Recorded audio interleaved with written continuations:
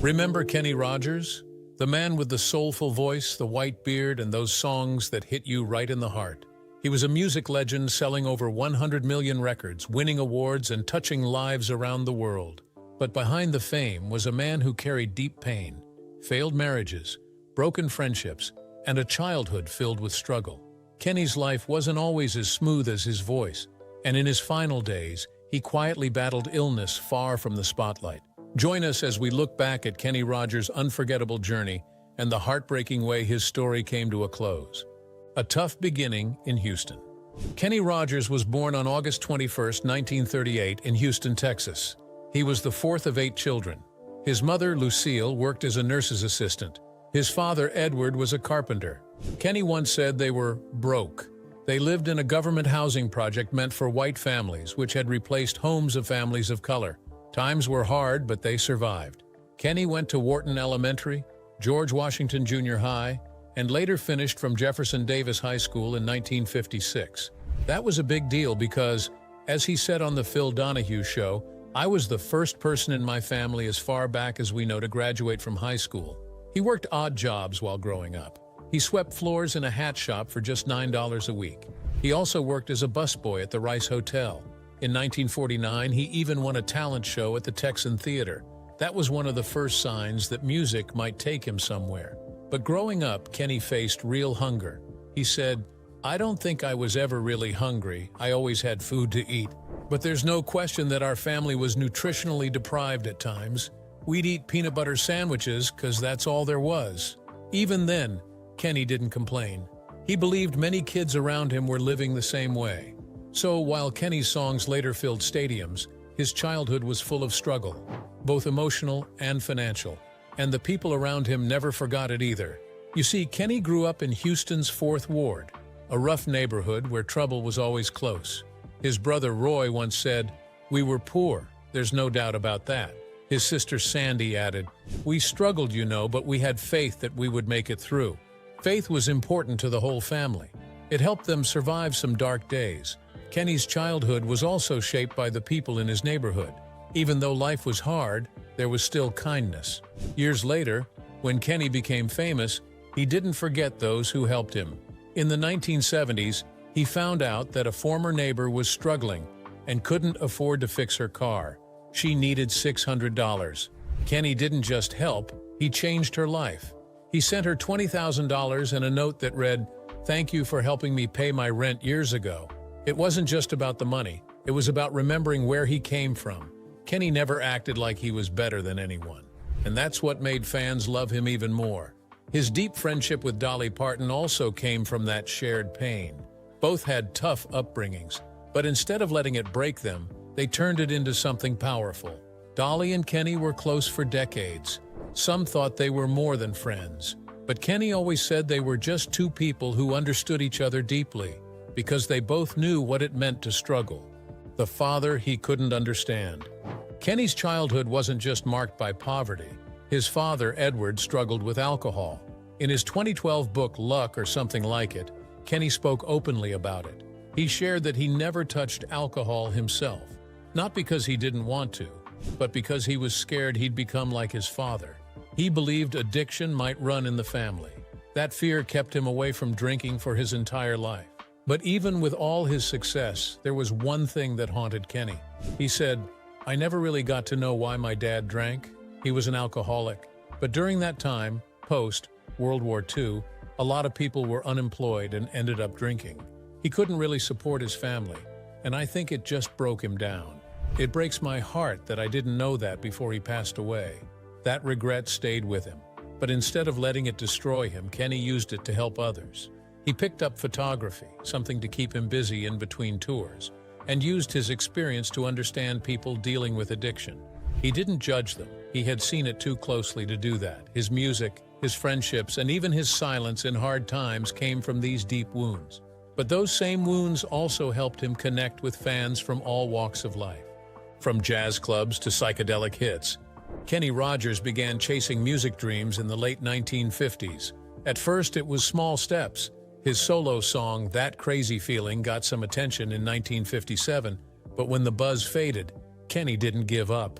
Instead, he joined a jazz group called the Bobby Doyle Three. They had loyal fans and often played at clubs. The group even got a deal with Columbia Records. Still, it didn't last forever. They broke up in 1965. After that, Kenny tried again. He recorded a solo song called Here's That Rainy Day with Mercury Records in 1966, but it didn't do well either. During this time, he also worked behind the scenes, writing, producing, and playing music for other artists like Mickey Gilley and Eddie Arnold. In 1966, Kenny took another shot at fame. He joined a folk group called the New Christy Minstrels. He sang and played bass.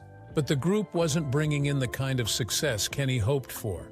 So in 1967, he and three other members, Mike Settle, Terry Williams, and Thelma Camacho, decided to leave. They formed a new band called The First Edition. Later, Ken Vassie joined them. That group brought Kenny his first real breakthrough. Their hit, Just Dropped In to See What Condition My Condition Was In, became popular. The song had a wild, psychedelic sound, and Kenny's deep voice made it unforgettable. It even appeared years later in the movie The Big Lebowski. But this was just the beginning. After success with The First Edition, Kenny slowly became the face of the band. With songs like Ruby Don't Take Your Love to Town and Reuben James, they started leaning more toward country music. But in 1975 or 1976, the group broke up. Kenny decided it was time to go solo again. This wasn't an easy step. He was already in his late 30s, and that became a problem. As he shared with Rolling Stone, record labels kept turning him down. They said, "He's too old for country music." That rejection hurt, but Kenny didn't let it stop him. He stayed focused. At one point, he was performing at a small lounge in Las Vegas with only 600 seats. That's when Steve Wynn, who had booked him, told Kenny something shocking. He said he would fire him, not because he wasn't good, but because Kenny had the talent to go much further. He wanted Kenny to chase bigger dreams. Kenny finally got his big solo break thanks to producer Larry Butler. Together, they made the song Lucille. It became a massive hit. Kenny even won a Grammy for it. He didn't forget the people who helped him. He thanked Butler during his Grammy speech, knowing that without him, he might never have made it. This win opened the door to even more hits, and Kenny never looked back. The voice that crossed every line. After Lucille, Kenny Rogers became a giant in both country and pop music. He had more than 60 top 40 hits. His songs Lady and Islands in the Stream both hit #1. The second was a duet with Dolly Parton, and it became one of the most loved songs of all time. His 1978 hit, The Gambler, became his signature song. It won him another Grammy and became so popular that it led to a whole series of TV movies. Kenny played the title role in Kenny Rogers as The Gambler, which earned an Emmy nomination. Fans couldn't get enough of the character, and the song's message stuck with people for life. Kenny's albums, The Gambler and Kenny, were even included in a list of the 200 most influential country albums ever. And in 1986, fans voted him favorite singer of all time in a poll by USA Today and People magazines. But music wasn't his only talent. He acted in films and TV. He starred in the movie Six Pack, the McShane series, and other shows. He also became a businessman. He co-founded Kenny Rogers Roasters, a restaurant chain with former KFC CEO John Y. Brown Jr. The U.S. locations closed, but the chain remained popular in Asia. Kenny kept making music, too. In 2006, he released the album Water and Bridges. The song I Can't Unlove You did well on the charts. The album itself hit the top 5 in country sales and even reached the top 15 on the Billboard 200. Even in his later years, Kenny stayed busy. He kept touring until 2017, when he finally retired after a career that spanned more than 60 years. From rock and roll to jazz, from country to pop, Kenny Rogers did it all, and he did it with heart. But behind the bright lights and applause, Kenny also faced heartbreak. One of the most painful moments of his life came when he lost someone very close to him, someone who had stood beside him through it all. The day Kenny lost a dear friend. Kenny Rogers and Dottie West were more than just musical partners. They were close friends in real life. Together, they made hit songs like Every Time Two Fools Collide and Anyone Who Isn't Me Tonight. Fans loved their chemistry on stage, but off-stage, they shared a strong bond. Dottie went through hard times in the early 1990s. After facing a divorce and then bankruptcy, she was trying to rebuild her life and career. Kenny stood by her side during that time. He even gave her a car to help her get around. She was driving that same car on August 31st, 1991, while heading to the Grand Ole Opry. But something went wrong. Her car broke down. In a hurry to get to the show, Dottie called a neighbor for help. He picked her up, but while rushing to the venue, he lost control and crashed into a freeway divider. Dottie was badly hurt. She had serious internal injuries and went through several surgeries. Sadly, she didn't survive. She passed away just days after the crash. Kenny never forgot her. In a 2014 interview with Rolling Stone, he said one of his biggest goals was to see Dottie West honored properly for her music. He wanted her in the Country Music Hall of Fame. 4 years later, in 2018, that dream finally came true. She was inducted. Kenny posted a heartfelt message on Facebook congratulating my friend, the late, very great Dottie West. It was his way of saying goodbye and making sure the world remembered her. But loss wasn't the only struggle Kenny faced in the later part of his life, fighting for what he earned.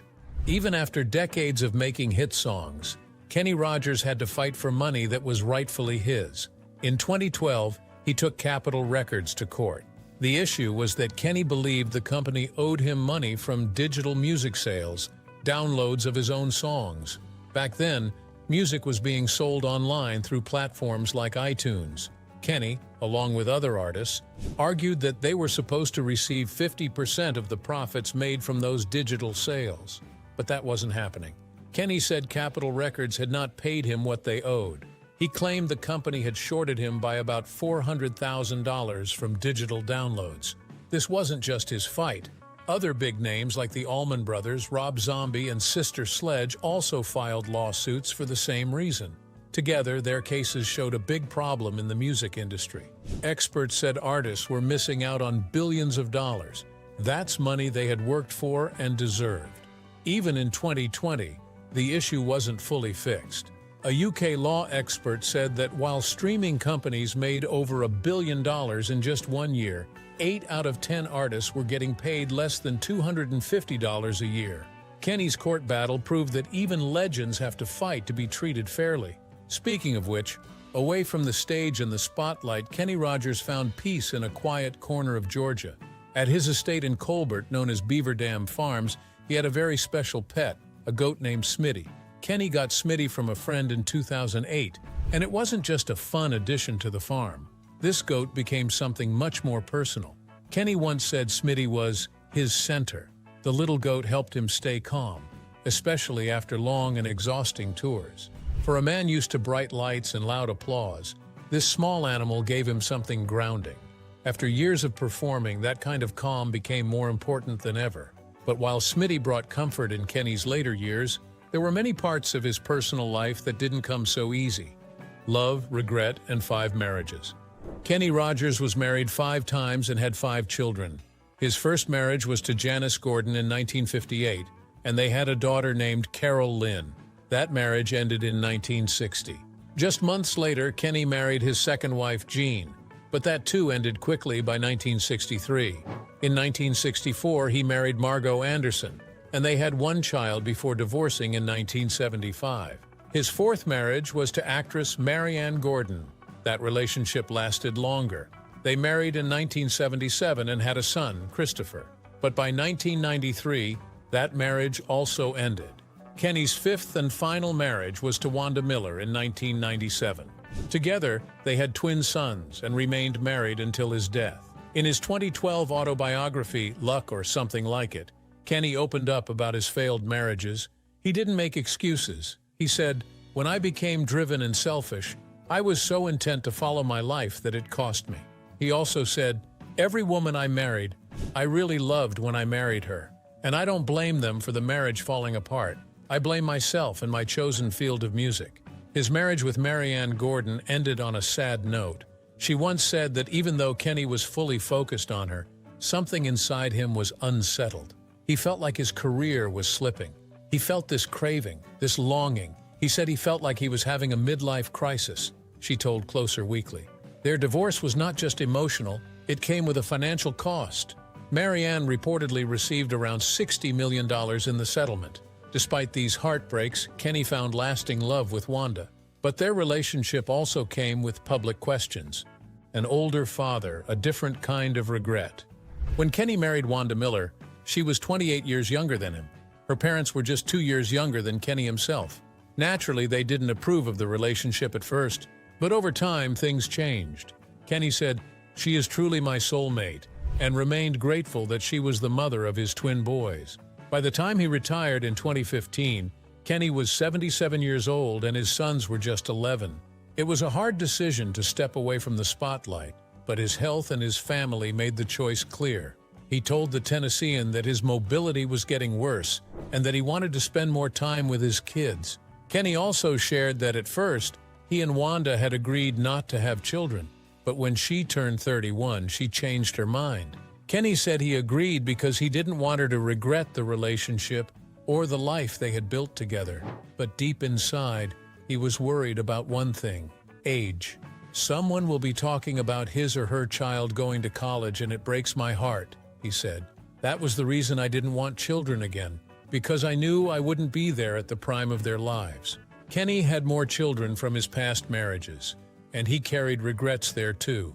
He once said that raising his twin boys was the thing he was best at. But with his older children, he felt he had missed too much.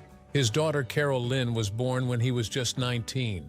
He married her mother after finding out she was pregnant. But after the divorce, he chose to step back so he wouldn't disrupt her bond with her stepfather. He also had a difficult relationship with his son Kenny Rogers Jr. from his third marriage. With Christopher, his son from Marianne, things were better.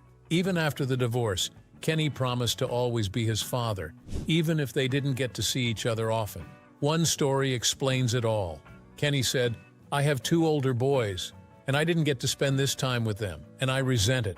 He talked about watching his younger boys play football and how happy they were to have him there. That's the kind of thing that as a parent, you want to be part of as much as you can. Still, not all of Kenny's decisions worked out the way he had hoped. A business dream that didn't last. In 1991, Kenny tried something new. He stepped into the restaurant world. Alongside the former CEO of KFC, he launched Kenny Rogers Roasters. The idea was simple: offer rotisserie chicken and corn muffins as a healthier alternative to fried food. It sounded like a good plan. In fact, the chain even got a shout-out on the hit show Seinfeld. But things didn't go as planned. Just 1 year after the launch, the business faced a huge problem: a $10 million lawsuit. Another company claimed the idea had been copied. Kenny's brand ended up buying out the smaller company. But by that time, other fast food competitors had already moved in. The pressure was too much. The business couldn't keep up, and eventually Kenny Rogers Roasters went bankrupt in 1998. Kenny walked away and distanced himself from the brand. Still, the restaurants didn't completely vanish. Even today, there are around 200 locations, but they're not in the US. They're in Southeast Asia. So while Kenny was known worldwide for his voice, not all his ventures outside of music brought success. His final tour was cut short. Kenny Rogers had a long and amazing career. He sang for more than 50 years, giving the world unforgettable songs like Lucille, Lady, and The Gambler. But in his final years, his health began to decline. In 2018, during the last part of his farewell tour, he had to stop performing. His health was getting worse, and he couldn't continue. At first, there were many rumors. People online began talking about what might be wrong with him. The stories got so big that Kenny's team had to release a public statement. They explained that he had gone to a hospital in Georgia because he was dehydrated. It wasn't as serious as people thought. In fact, the message was full of hope. One line in the statement read, "He plans on sticking around through the years to come." But that hope didn't last. Just 10 months later, on March 20th, 2020, Kenny Rogers passed away. He was 81 years old. His family said he died peacefully at home under hospice care, surrounded by loved ones. His wife, Wanda Miller, and his 5 children were by his side. The family released a statement the next day saying, "The Rogers family is sad to announce that Kenny Rogers passed away last night at 10:25 p.m. Rogers passed away peacefully at home from natural causes." Because of the pandemic emergency at the time, the family couldn't hold a big public funeral. Instead, they said they would plan a small private service and hope to celebrate Kenny's life with his fans later. Even though he was gone, his music and legacy continued, and so did the love from his family, a sister's stories and sweet memories. After Kenny's passing, his sister Sandy Rogers spoke out. She couldn't believe he was really gone. To honor him, she helped make a special 2-hour documentary on A.A. Andy titled Biography, Kenny Rogers. It was filmed before he died and showed rare footage from his 2017 farewell concerts. The show also featured interviews with people who knew him best, including Dolly Parton. When Sandy was asked why she agreed to be part of the documentary, she said, "I would do anything for him. He has done so much for me personally and my family." She said their family was raised to help one another, so she didn't think twice. Sandy and her twin brother were much younger than Kenny, so they didn't get to grow up very closely with him. But they had some funny memories. She recalled, "I just remember him going to the kitchen, getting a jug of milk and drinking out of it." She laughed. They got to know him better during their spring break visits to Las Vegas. Kenny would invite them over, and they'd get to see him not just as a singer, but as a brother. One of her favorite memories was going to his concert at Sam Houston State University. Kenny arranged for a Greyhound bus to pick them up from their house. Sandy was in junior high at the time. She remembered how amazed she was at the crowd. "We knew he could sing, but we had no idea how just so many people would come to hear him," she said. At the end of that concert, something funny happened. When Kenny was bowing to the audience, their father walked onto the stage and started bowing too. Kenny had to tell him, "Dad, this is my show." Sandy said it was one of those moments they always laughed about later. There was another sweet memory too when Kenny let Sandy and her twin do background vocals in one of his recording sessions. "We were even suggesting how to make the song better," she joked. Kenny laughed and told them, "I can't believe you've only been in here for 30 minutes and you're already asking for royalties." It became an inside joke between them for years. Family, fame, and the people who meant the most. Sandy said that Kenny's success opened many doors for their family. They got to travel, meet famous people, and visit places they never dreamed of, all because of him. She shared one story about how Dottie West, Kenny's longtime friend and music partner, would visit their mom in the country. "Mama loved her and would take her fishing," she said. But Dottie always showed up wearing high heels. Mama used to say, "You can't do that. You need to put on other shoes." Only Dottie, she laughed, would wear heels to go fishing. Sandy also talked about Kenny's most famous song, The Gambler. She thought it was a fun and powerful tune. She shared that a disc jockey once said, "I have never known a singer who could take one song and make 5 movies out of it." But her favorite story was about Lucille. Their mom's name was Lucille, and when Kenny first played the song for Sandy, she said, "Oh, that doesn't sound right to me. I don't think you'll do good with that." Later, the song made $20 million. Sandy laughed and said, "So here I am eating crow." Toward the end, Kenny often talked about retiring. He would say, "I'm going to retire next year." But when the year came, he didn't stop. Sandy believed he didn't want to retire. He just knew he should. He wanted to spend time with Wanda and their boys. During the A&D filming, Sandy said he was still doing well. He even joked with her about her new hair color, saying, "Why didn't you do it before?" Even in his final days, Kenny remained kind, thoughtful, and funny. A family's tribute to the man behind the music. 1 year after Kenny Rogers passed away, his family shared an emotional message with fans. On March 20th, 2021, they posted a statement on social media signed by the Rogers family and Team KR. They thanked everyone for their support during a difficult year without him. "It's so hard to believe it's been a year since Kenny left us," the message began. They admitted that some days were harder than others, but the love and kind words from fans helped them get through. "It means so much to us," they added. They said the memories of Kenny had brought both tears and laughter. His presence was still felt deeply. "We know we will never stop missing him and will forever celebrate the person he was and his extraordinary musical legacy." They ended the message with hope, saying, "We can all take some comfort in knowing the music lives on." Then they added the hashtag #SweetMusicMan. That same year, the 2021 Grammy Awards also honored Kenny. During the In Memoriam segment, Lionel Richie paid tribute by singing Lady, the ballad he had written for his close friend. Other artists like Bruno Mars, Anderson .Paak, and Brandi Carlile also performed to honor the many music legends who had passed. After Kenny's death in 2020, Richie had shared old photos of their time together on stage. He wrote, Today I lost one of my closest friends. So much laughter, so many adventures to remember. My heart is broken. What do you think about Kenny Rogers' journey? Which Kenny Rogers song holds a special place in your heart and why? Share your thoughts in the comments below. And don't forget to hit like, subscribe, and stay tuned.